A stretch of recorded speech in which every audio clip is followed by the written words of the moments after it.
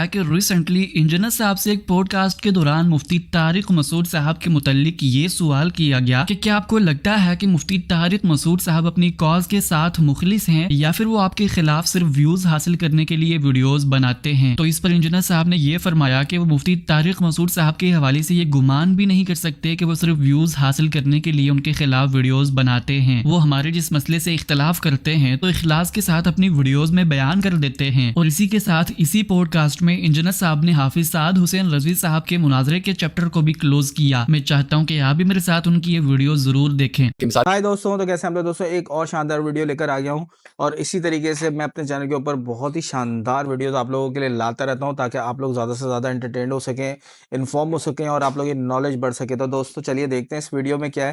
پر video شروع کرنے سے پہلے میں چاہوں گا کہ آپ میرے چینل کو سبسکرائب کر لیں اور بیل آئیکن کو پریس کر لیں. تو ویڈیو سٹارٹ کرتے ہیں. طور پہ مفتی طارق مسعود صاحب ہیں، کوئی ہے جو آپ کے ساتھ خلاف بات کر رہا ہے، وہ کیوں یہ کر رہا ہے؟ ایک ویوز کے لیے ہو رہا ہے، یہ ایک آرگیومنٹ ریلیجس ہے، کیوں ہوتے ہیں اس طرح کے اتنے زیادہ ڈسپیوٹ ہوتا ہے پاکستان میں؟ دیکھیں باقیوں کا تو مجھے نہیں پتا، لیکن مفتی طارق مسعود صاحب ویوز کے لیے ایسا نہیں کرتے.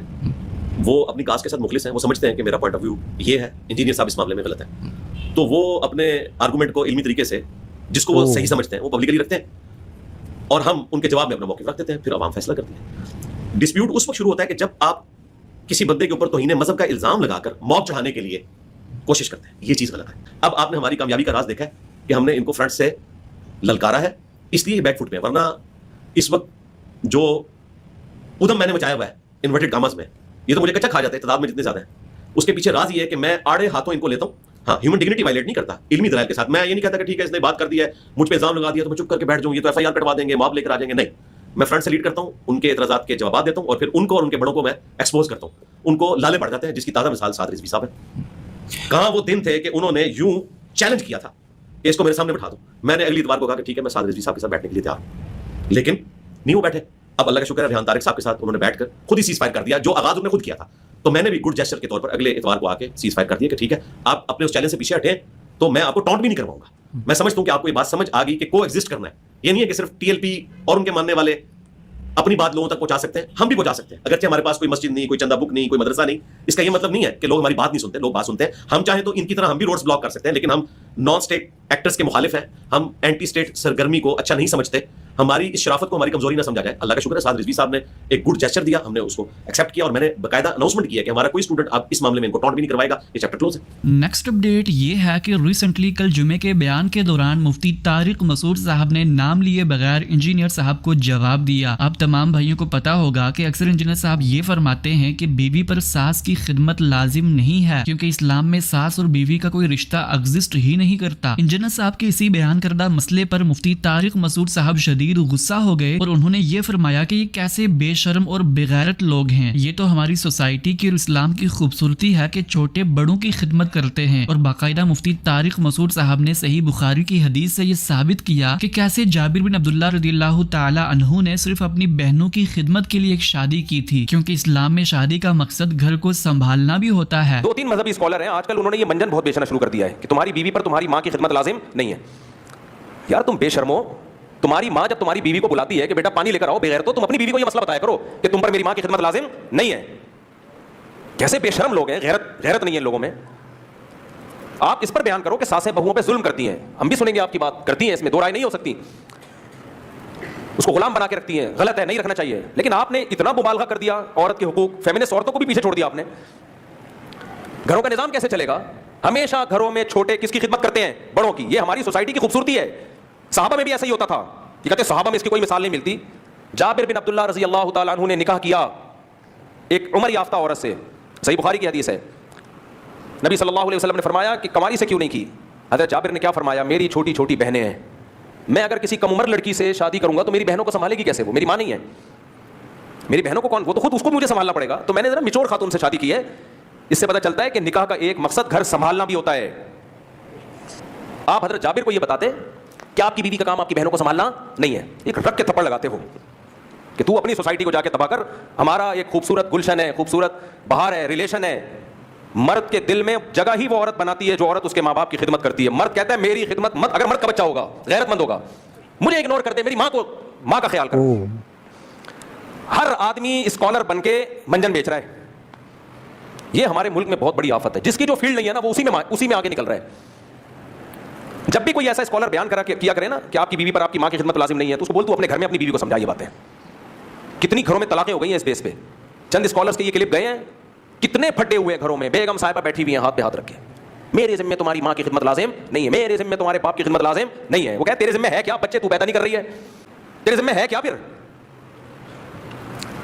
آپ کہہ سکتے ہو کہ بیٹا کرے نا ماں کی خدمت, یقیناً کرے, لیکن باہر کے کام کون سنبھالے گا بھائی؟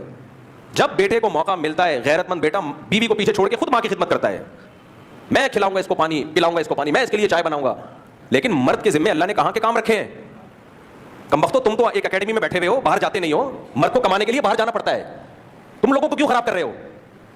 جو سعودی عرب میں جاب کر رہا ہے, جو امریکہ میں جاب کر رہا ہے, جو ہم تو اسی کے قائل ہے کہ جہاں جاؤ سفر میں بیوی کو ساتھ لے کے جاؤ, لیکن ہر آدمی کے پاس اتنے وسائل نہیں ہوتے. نیکسٹ اپڈیٹ یہ ہے کہ recently professor doctor Javed Iqbal صاحب نے انجینئر صاحب کے حوالے سے ایک ویڈیو بنائی جس میں انہوں نے یہ بتایا کہ کیسے انجینئر صاحب نے انہیں ایک مسئلے میں گائیڈ کیا. دراصل ہوا کچھ یوں تھا کہ کچھ دنوں پہلے ڈاکٹر جاوید اقبال صاحب نے ابن عربی کے وقت کے تصور کو لے کر ویڈیو بنائی تھی جس میں ابن عربی یہ فرماتے ہیں کہ ماضی میں جو کچھ ہو چکا ہے یا پھر حال اور مستقبل کے اندر جو کچھ بھی ہونا ہے, ایکچوئل کے اندر یہ سب چیزیں پہلے سے ہو چکی ہیں, جبکہ فرق صرف اتنا ہے کہ یہ صرف ہمیں ہوتی ہوئی نظر آ رہی ہیں. ڈاکٹر جاوید اقبال صاحب کی ویڈیو سے بہت سے لوگوں کو یہ تاثر گیا کہ اگر سب کچھ پہلے سے ہو چکا ہے تو اس کا مطلب یہ ہے کہ ہم مجبور محض ہیں, تو پھر اللہ پاک ہمارا مواخذہ کیوں کرے گا. تو اسی حوالے سے انجینئر صاحب سے گفتگو کرنے کے بعد انہوں نے اپنی ویڈیو میں وضاحت پیش کی. ہمارے جو محترم ہیں انجینئر محمد علی مرزا صاحب, تو ان کے ساتھ میری آج بات ہوئی, ان کی کال آئی تو انہوں نے کہا کہ میں اس بارے میں اپنی رائے دینا چاہتا ہوں, اور جو ان کے الفاظ میں بات کی میں نے سوچا کہ میں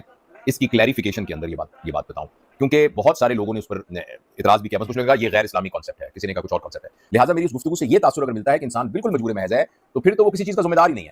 البتہ کچھ چیزیں ایسی ہیں کہ جس کے اندر انسان اکاؤنٹیبل نہیں ہے. مثلا اس کا قد لمبا تھا یا چھوٹا تھا, تو یہ چونکہ اس کے اختیار میں نہیں ہے تو اس پر وہ اکاؤنٹیبل بھی نہیں ہے. اسی طرح کسی کا رنگ کالا تھا, کسی کا گورا تھا, کسی کا ناک پتلا تھا, کسی کا ناک پتلا نہیں تھا, کسی کی آنکھیں بچپن سے ہی لے لی گئیں, تو آنکھوں کے متعلق جتنے سوالات اور احکامات ہیں وہ ان سے بری ہوا. آنکھوں کی وجہ سے جتنے سوال ہوں گے وہ اس سے نہیں کیے جائیں گے. تو اس لیے یہ اس کی وضاحت کی بہت ضرورت تھی, اور میں نے شکریہ بھی ادا کرتا ہوں انجینئر صاحب کا, اور میں نے ان سے یہ عرض کیا تھا کہ میں انشاءاللہ العزیز یہ آپ کی بات جو ہے آپ ہی کے الفاظ میں دوستوں کو پہنچاؤں گا. اور میرا اپنا اس سلسلے میں کانسیپٹ بالکل کلیئر ہے, وہ یہی ہے کہ انسان جو کچھ کرتا ہے اللہ تعالیٰ کے علم میں ہے, جو کچھ کرے گا اللہ تعالیٰ کے علم میں ہے, لیکن جس چیز میں اللہ تعالیٰ نے انسان کو اکاؤنٹیبل رکھا ہے اس میں اللہ تعالیٰ نے انسان کو اختیار دیا ہے. اور قرآن کی آیتیں اس کو بہت کلیئرلی بتاتی ہیں کہ اما شاکرن او اما کفورا, کہ بھئی کہ تم شکر گزار بن جاؤ یا تم انکار کرنے والے بن جاؤ, یہ تمہارے اختیار کے اندر ہے. نیکسٹ اپڈیٹ یہ ہے کہ ریسنٹلی جاوید احمد غامدی صاحب نے مسلمانوں کی عروج و زوال سیریز کے دوران ایک بہت ہی کنٹروورشل بات یہ فرمائی کہ مذہبی قیادت یعنی کہ علماء کو ریاست کی حکومت دے دی جائے, اس سے بڑی خطرناک بات اور کوئی نہیں ہو سکتی, کیونکہ مذہبی قیادت دنیا کو آئیڈیلسٹک اپروچ کے ساتھ دیکھتی ہے اور اکثر دفعہ یہ بیہیویئر بہت ہی نقصان کا باعث بن جاتا ہے. لہذا مذہبی قیادت کو حکومت نہیں دینی چاہیے. ہمارے ہاں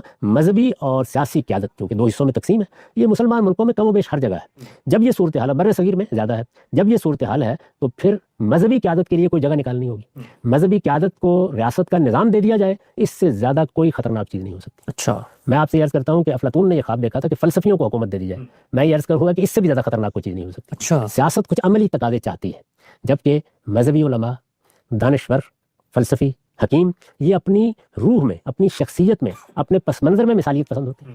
مثالیت پسندی اس جگہ پر بڑی قیمتی چیز ہے جہاں آپ مشورہ دے رہے ہیں, جہاں آپ رائے دے رہے ہیں, جہاں آپ تنقید کر رہے ہیں, جہاں آپ آدرش بتا رہے ہیں, جہاں نصب بیان کی طرف توجہ دلا رہے ہیں, بڑی قیمتی چیز ہے. لیکن عملی تقاضوں کے لحاظ سے اس سے زیادہ خطرناک چیز کوئی نہیں ہوتی.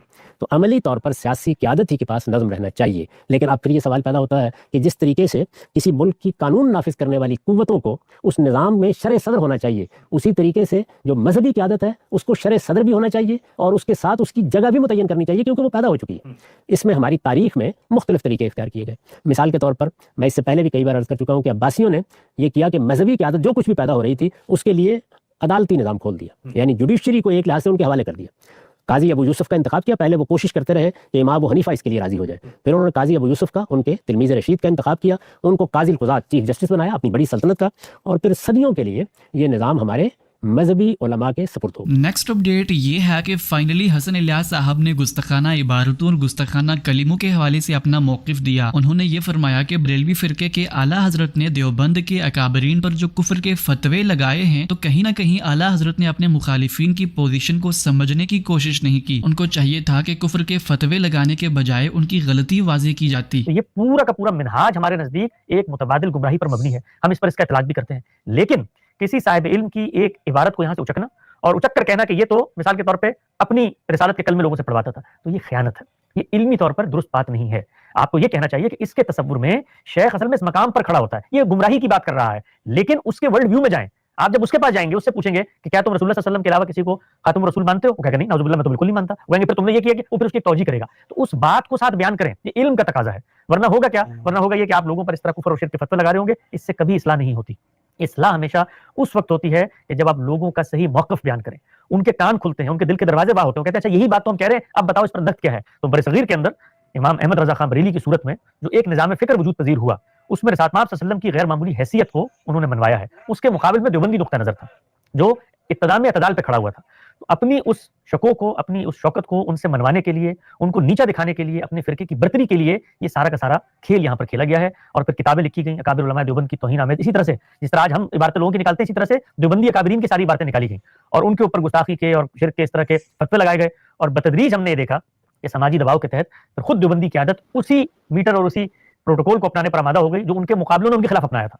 तो जो कुछ उनके अकाबरीन को गुस्ताख करार दिया गया था, उन्होंने कहा हम भी दुनिया को गुस्ताख कराते हैं, क्योंकि तो बहुत मजबूत टूल है। किसी भी शख्स से इल्मी इख्तिलाफ है, आप उस पर गुस्ताखी का फतवा लगा दें, अवाम में प्रेशर ग्रुप से उनको मुतहरिक करें, लोग आएंगे, चढ़ दौड़ेंगे, मॉब लिंचिंग होगी, उसके नतीजे में आपकी वाह हो जाएगी। तो ये असल में ताकत की जंग है, ताकत का खेल है, जिसके अंदर ये तौहीन आमेज लोगों में फतवे लगाए जाते हैं। मुझे ये लगता है कि इससे इस्लाम को बहुत नुकसान पहुंचा है। ये थी तो दोस्तों, जैसा कि आप लोगों ने देखा इस वीडियो के अंदर, और इस वीडियो से रिलेटेड आप लोगों का क्या ख्याल है, आप लोगों को कैसी लगी ये वीडियो, मुझे कमेंट करके बताइएगा। क्योंकि मैं ऐसे ही इन्फॉर्मेशन आप लोगों के लिए लेकर आता रहता हूँ, अच्छी अच्छी वीडियोस बना के लेकर आता रहता हूँ। तो जल्दी से मेरे चैनल को सब्सक्राइब कर लें और बेल आइकन को प्रेस कर लें। और दोस्तों, ये वीडियो जो है ये अपने दोस्तों में भी शेयर करें, क्योंकि ये वीडियो उनके भी बहुत काम की है।